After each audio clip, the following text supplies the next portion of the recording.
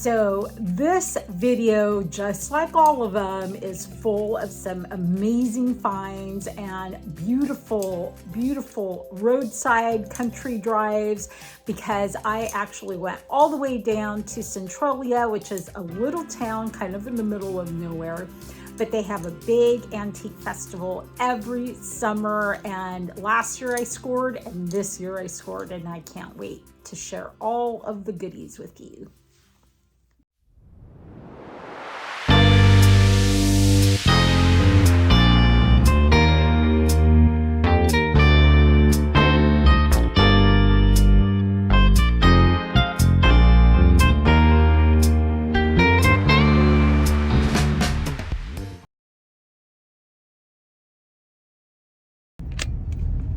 Good morning. Oh, that sun is so bright.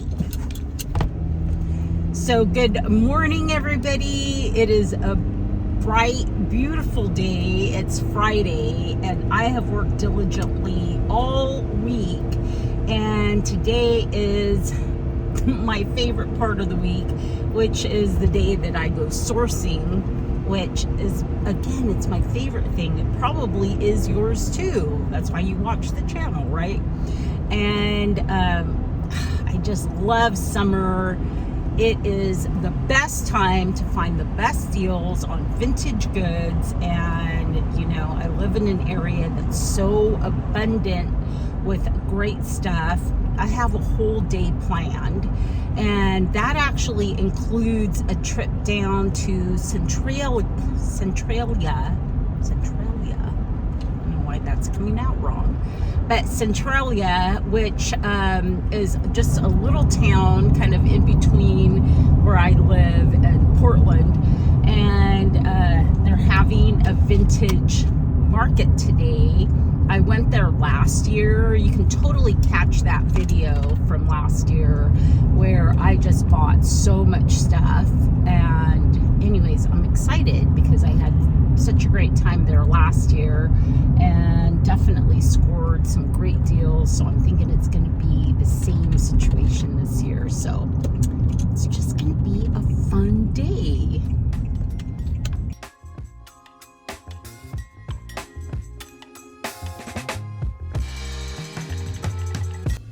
I'm at the first sale, and this house is so cute. It's adorable. Maybe there's some good stuff there.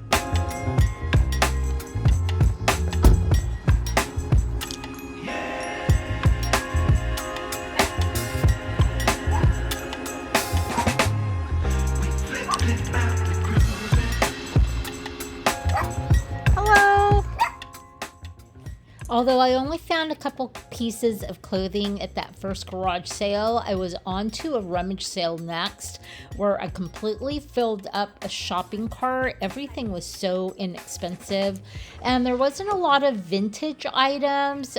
There was that cute little mirror. It was only 50 cents. So I grabbed that.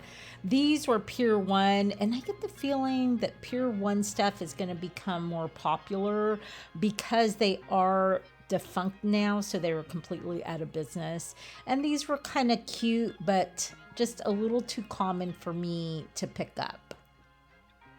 That was adorable, but there was only one of them. So, but I did grab this. I don't know, it kind of had a grand millennial look to it. I feel like I've been picking up more like Asian pieces, and I was kind of intrigued by this, but it was actually a modern piece.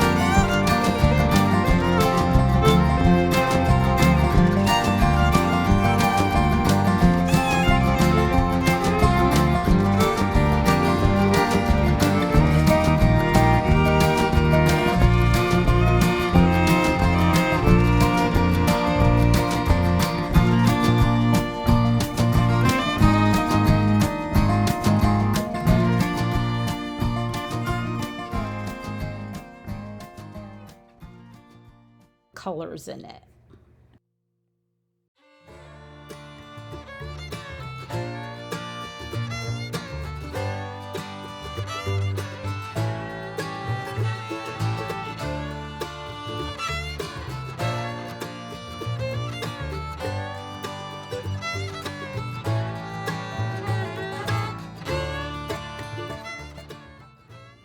I spent a lot of time looking at this case because she had so many beautiful things.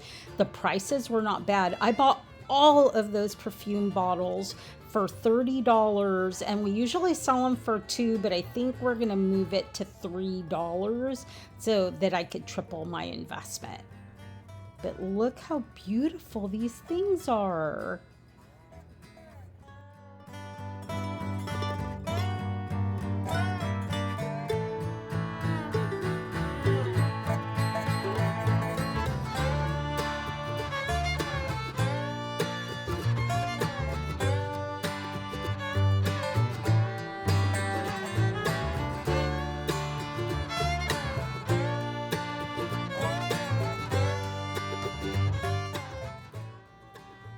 So I love some old toll trays, and they had a whole pile of them. Unfortunately, they were a little too expensive for resale, but I did have fun looking at this store since it's new to this block, and I really like the vibe on the inside.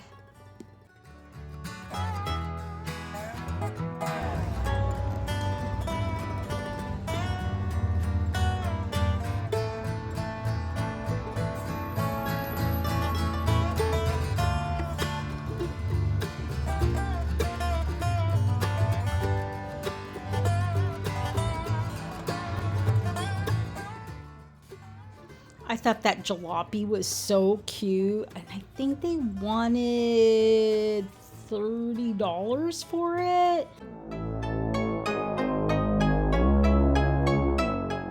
I want to show you my setup for this upcoming Florentine project. And this is what I have going. So I don't think I'm going to need this unless I need it for the doors. But I have this really brilliant pink by Wise Owl, which is also a chalk paint. But I also have this sapphire, and that's good. So I can do this pink and sapphire. This would be the underlayer. And then I also have my gold paint. This is a packet of gold leaf that I bought off of Amazon. I have this stencil, but I also ordered additional stencils off of Amazon, 3 different ones.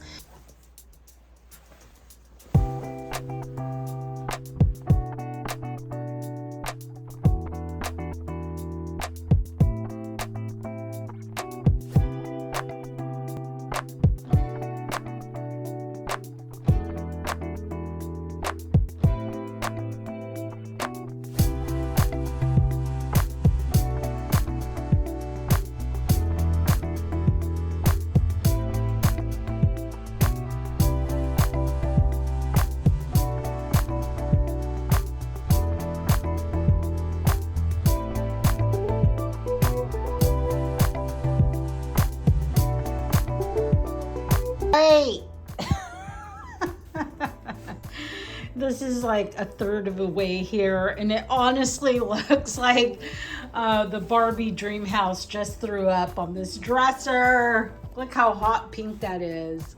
But honestly, before you can achieve beauty, you often have to go through the ugly. So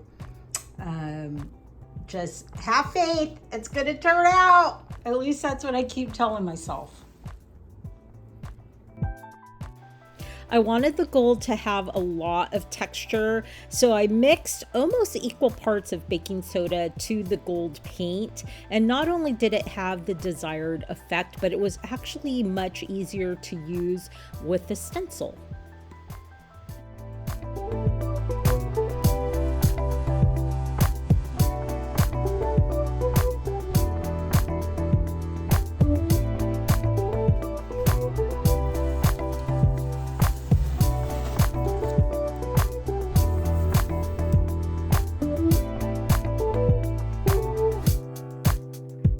Okay, to me, that looks square and I'm gonna call it good.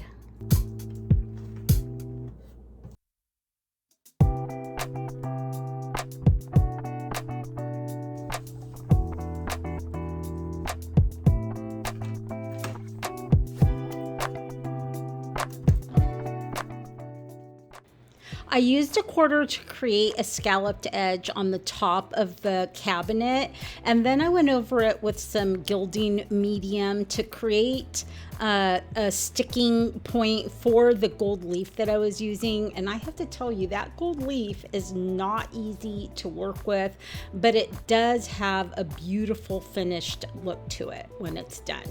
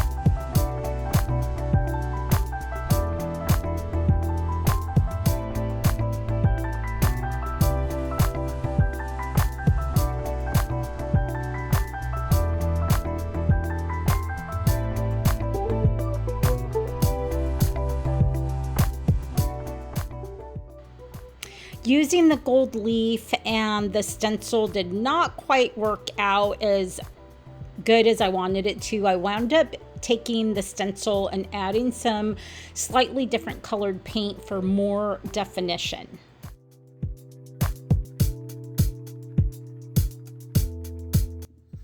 I know it's a beautiful pink color right now. It's so pretty, but I want it to have an aged appearance, like it's been sitting for a long time in somebody's dusty attic. And so that's why I'm using the glaze. So don't be scared. It's still going to be beautiful. It's just not going to look as new as it does right now.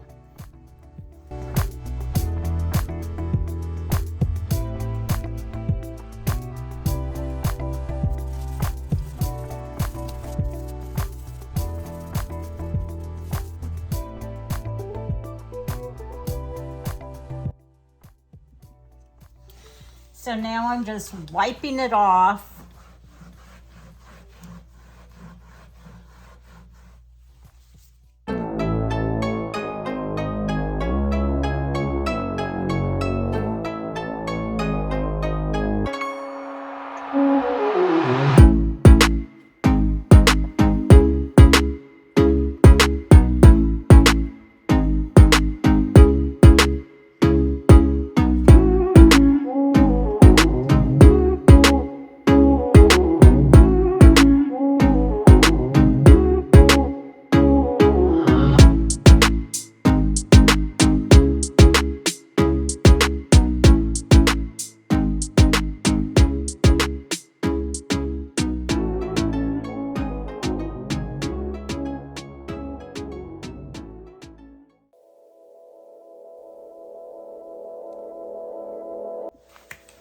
Hey, so if you're not familiar, I'm Abigail and I own a vintage and antique store in Poulsbo, Washington.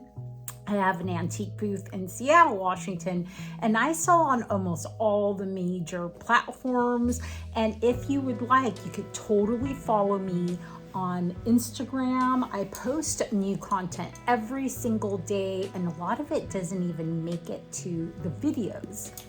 I also have a discount code. It is LOVEITBUYIT, and it saves you 15% on all your purchases on both Etsy and eBay. and the link is down below. All you have to do is hit the title of the video and it will open up a big page. So first up, we have this little Florentine mirror. These are getting really hard to find, and nowadays, you know, they still make Florentine pieces like this out of Italy, except now they're plastic and you could totally tell they are not the same. This is a vintage one. It's probably from the 50s, I would say, with this beautiful underlayer of, like, I think it looks like red to me. Anyways, this is so pretty, and I got this at an antique mall actually in Centralia. On my way to the vintage market, I picked up this fan at a garage sale. Instantly, I knew I wanted it. It has this beautiful blue kind of retro color. I mean, it's not absolutely perfect, and but it's super cute, and I can't remember what I listed it for, but I think it's adorable. So I rarely find like Halloween stuff, and this isn't really Halloween, but to me, I'm like, you could totally put this in your Halloween decor. So I picked up, I'm gonna take it out of the package so you can actually see it, because there's a lot of glare. But look at this old solitaire puzzle game. It is adorable. And wouldn't that be awesome in a Halloween display? It is from the 20s, and so it's really old. All the pieces are there, and the instructions are inside still. Absolutely love this next piece. It is a bust, and it is really minimal, very modernist, almost abstract, and it totally reminded me of a Hager piece, but it's not Hager. And somebody on Instagram actually sent me a message telling me that the company that made this was L.E. Smith out of Chicago. There is not another one listed, and she is just fabulous. And I actually even have the little stand for her. I bought this one at the antique mall, and I want to say I paid $35 or $45 for her, but she was so fabulous, I could not leave her behind. This is another favorite piece. I so want to keep this, but it doesn't quite fit my decor. But it's this wonderful gold lamp. It's almost like a mushroom lamp. It's got room for 2 light bulbs, and it is fabulous. Very kind of like Hollywood Regency, Art Deco, or it could even go in a house that is like more like modern, or even like mid-century. But it is a fabulous lamp. I haven't even looked it up. It's been sitting in my car because I have been debating, do I want to keep it? Do I want to take it to the store, or do I want to sell it online? At another sale, I picked up this wonderful, all it is a stand. It kind of looks like a box, but it is literally just a stand. And more than likely, it was made in India, and I don't know what it was made for, but I would totally put like a plant on it. It's gorgeous. It's like this metal with this enamel with all these beautiful floral designs on it. Really fabulous. I want to say I paid $5 for it. And I'm going to say, again, you know, it's hard to date stuff that's from overseas, but I'm going to say this is an older piece, maybe from the 50s or so. I don't know. I could be wrong. I also got this at that same garage sale. Right away, I knew it was an Italian piece of pottery. So this was made in the 60s in Italy by a company called Renaissance. And I just love the orangey yellow, the green and the black. And anyways, I just thought it was so cool. It kind of reminds me of a pineapple. And this one, I cannot even remember. Oh, I bought this at an antique store in Centralia. All the stores had discounts, so this was 20% off of $9. But I loved it because it has this Roadrunner, and it's this super heavy ashtray, and it was made by Pacific Stoneware Inc. in 1968. It's even dated. So I just think it is the coolest thing. And if you don't smoke, that's okay, because you can put trinkets and jewelry, change, whatever. But it's a very cool kind of Southwestern vibe to it. I really think this next piece is so sweet. It's this teeny tiny petite point needlepoint handbag from the 40s. It was made in Austria. It still has its little tag, and it's lined in this pink silk taffeta, which doesn't look super clean, but anyways, it is so cute. I just absolutely love it. I don't think it's super practical, but it would make a great little display piece. So I was really happy to get it. I got it at, again, the antique mall, and I think it was $15 with 20% off. I am not ready for fall, but I did think this was really pretty. It's this autumnal print that somebody painted. I'm not sure when, but the frame is actually much older. Or I'm not going to say much older, but it's an older frame, and it is signed Phyllis Nichols. And it's, I don't know, to me that frame looks like it's maybe from the 40s. And so this one I also got at that mall. I can't remember what I paid for it, maybe like $15. And I am going to put this online, and so I'll just pop a picture of it up here. I also got this Asian print. I just really loved the frame on it, and I love the pops of color. This will go to the store, and I cannot remember what I paid for this one either. I want to say it was like $15. It is not a valuable piece, but somebody did take some time to paint it, and I think it's really cool. Almost kitschy. Really on the edge of kitschy. If you follow me on Instagram, you know I'm in love with this next piece because it is so unusual. I've never seen anything like it, and I finally found out some information about it. So it is this absolutely gorgeous. She is a Renaissance queen. She literally looks like she's straight out of a fairy tale. And this piece was actually done by an artist called Don Handel, who passed away in 2002. He worked in Hollywood, and he did like movie posters. He also created a font. And he created this type of work, which is enamel over copper, and he called it cloisonne, which is very similar to cloisonne, which is also enamel, which is actually over brass. So anyway, she is absolutely gorgeous, and she is much more valuable than I originally anticipated. I knew she was really special. I just didn't know how special. This is a really big piece. And, you know, it's almost really not my genre, but there was something I liked about it. It kind of has, I'm sure it was probably done in the 60s, but it's this, and you know I love Paris, but it's this Moulin Rouge painting. It's a kind of a large scale painting, and it's got these people, which is how I recognize that it was probably done in the 50s. And I bought it from the same guy. I bought that other pile of art, and I paid $15 for it. It will go to the store, and I think it's going to appeal to somebody. Not quite to me, but it is kind of fun. Moving on. I spotted this from far away, and I made a beeline for it.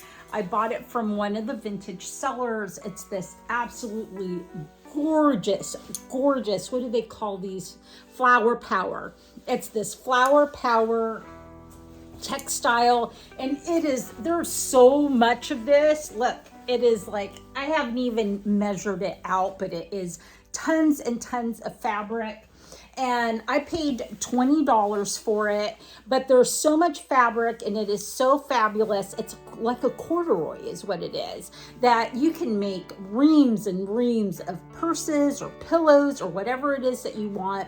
So more than likely, from experience, I will probably put $165 for this roll of fabric.